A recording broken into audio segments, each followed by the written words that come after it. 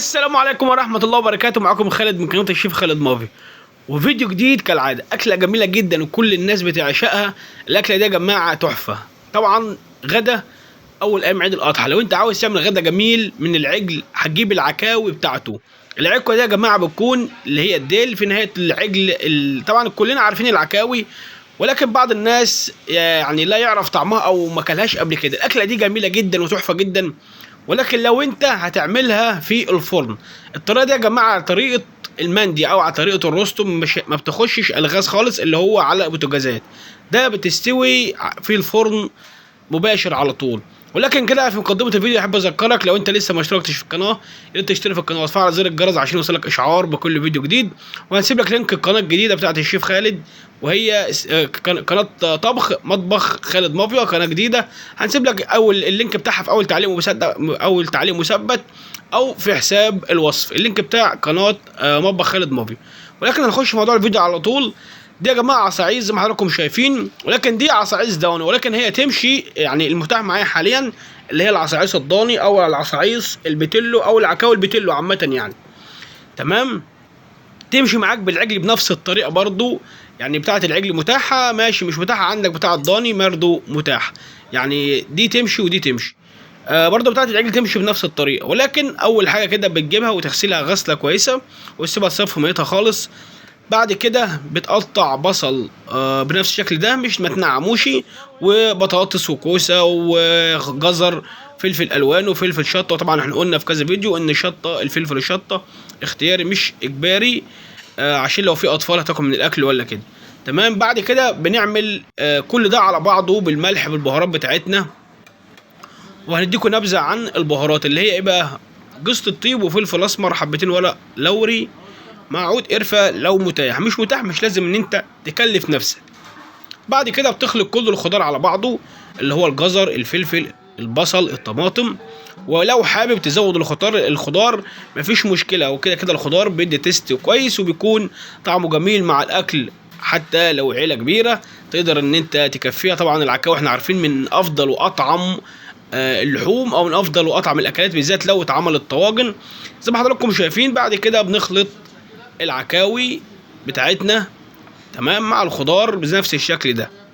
ايه بقى اللي احنا نعمله او نعمل حاجه كويسه بحيث تكون العكاوي بتاعتنا طعمها جميل وفي نفس الوقت ما تطلعش من الفرن او تطول في الفرن وقت كبير وتاخد معانا وقت في السوا وتطلع برضو نيه. الفرن يا جماعه لازم الفرن بتاعك في البدايه يكون شغال لمده 10 دقايق او ربع ساعه، بحيث ان الفرن بتاعك يكون من الداخل درجة الحرارة بتاعته مرتفعة، يعني واصلة ل 180 مثلا أو 100 أو 120 حسب ما أنت معلي النار، بحيث لما تدخل العكاوي بتاعتك ما تقعدش وقت طويل في قلب الفرن. تاخد لها، هي بتاخد من ساعتين لساعتين ونص كحد أقصى زي ما حضراتكم شايفين. بعد كده بعد ما نحط الخلطة بتاعتنا اللي هي الخضار والعكاوي بنبدأ نديها لتر أو نص أو لتر ونص من المية أو 2 لتر على حسب الحجم اللي انت هتعمل فيه او حسب حجم العكاوي اللي انت هتعملها. وبعد كده بتديها كوز او كوبايه كبيره او كوبايتين كبار من عصير الطماطم. ولو متاح عندك مثلا شوربه او اي حاجه مش عاوز تحط ميه بتحط مكانها ميه، ولا مش متاح بتحط ميه برضو مش وحشه كويسه زي ما حضراتكم شايفين اهوت. بتملى الحاجه اللي انت هتحطها ميه كويسه جدا. بعد ما بتحط ده كله بتبدا برضو تديها تقليبه وتزودها ميه. والاهم حاجه في ده كله ان انت تتابعها، ما تسيبهاش فتره كبيره وتنساها، لازم تتابعها عشان خاطر ما تنحرقش او الميه تفضى منها. فبعد كده بعد ما بتدخلها فرن، اهم حاجه في موضوع الفرن ده يا جماعه ان انت تغطيها بسلفر، يعني لان السلفر غير الغطا بتاع الحله او مثلا غير غطا الصينيه او الكلام ده كله. السلفر يعني بيكتم الحاجه، بيعملها زي نظام مكموره، بيدخلهاش اي هواء نهائي خالص. يعني انت لو هتزودها مثلا ميه لازم برضو يعني لو انت مزود ميه بزياده عشان خاطر ما تنشفش او تنحرق لازم تغطيها بورق سلفر عشان خاطر ما تنحرقش. والورق السلفر بيعملها زي حبس حراري، ما بيخليش الميه تتدفق وتطلع بره الاكل او تنشف بسهوله، وتضطر ان انت تقعد تزودها ميه كل شويه. تمام، وبالتالي الطعم بتاعها بيتغير، لان طبعا البهارات مستواه بيقل والملح كمان مستواه بيقل، فمش كل ما تزود ميه هترجع تحط ملح او بهارات تاني. فنصيحه ان انت تزود حاجتك كلها مره واحده بزياده شويه، ولو جت الميه معاك زياده في الصينيه بتاعتك هنقول لك هتعمل ايه في نهايه الفيديو. بس اهم حاجه في الموضوع ده كله زي ما حضراتكم شايفين يكون الشوربه بتاعتك او الميه بتاعتك اللي انت بتحطها على العكاوي او في الخضار تكون مغطيه الاكل كله عامه، زي ما حضراتكم شايفين كده، زي ما يعني شايفين كده. اهم حاجه تبقى معديه العكاوي ومعديه الخضار. بعد كده بنيجي احنا ونغطيها بالسلفرات كام طبقه عشان خاطر تفضل مكتومه كتمه كويسه وفي نفس الوقت تفضل مكموره، وده برضو بيسهل في الاكل. زي ما واخدين بالكم اهوت، يعني انا بغطي اكتر من 3-4 قطع من ورق السلفر عشان مش بخليش لها اي هوا يخش نهائي، وده بيسهل في عمليه الطهي. ما بتاخدش وقت، يعني لو هتاخد معاك 3 ساعات هتاخد 2.5 ساعات، هتاخد 2 ساعات.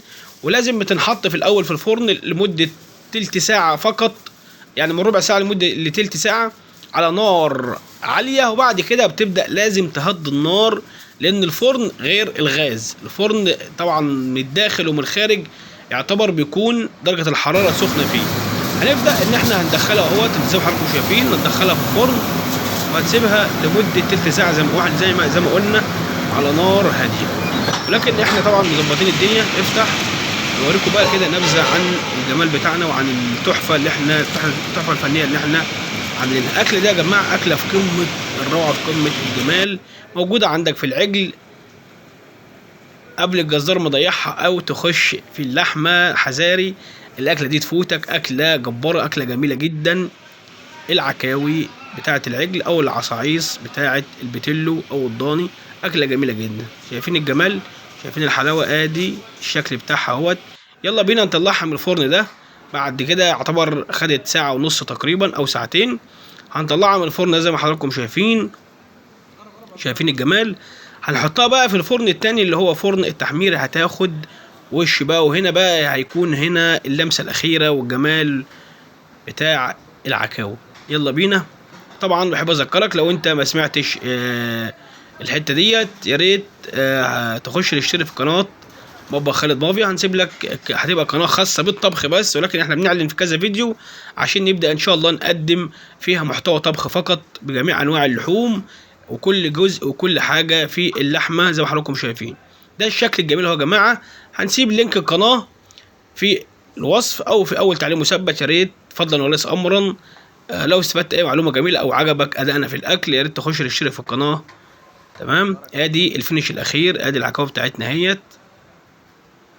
طبعا انا عاملها بعكاوي بتاعه بتلو وعكاوي ضاني. بالطريقه بتمشي مع العكوه بتاعه العجل برضو تمشي، وكذلك الامر بتبقى طعمها كمان اجمل واطعم بكتير. لو حضراتكم شايفين الجمال والتحفه الفنيه اللي احنا عاملينها، حاجه في قمه الروعه.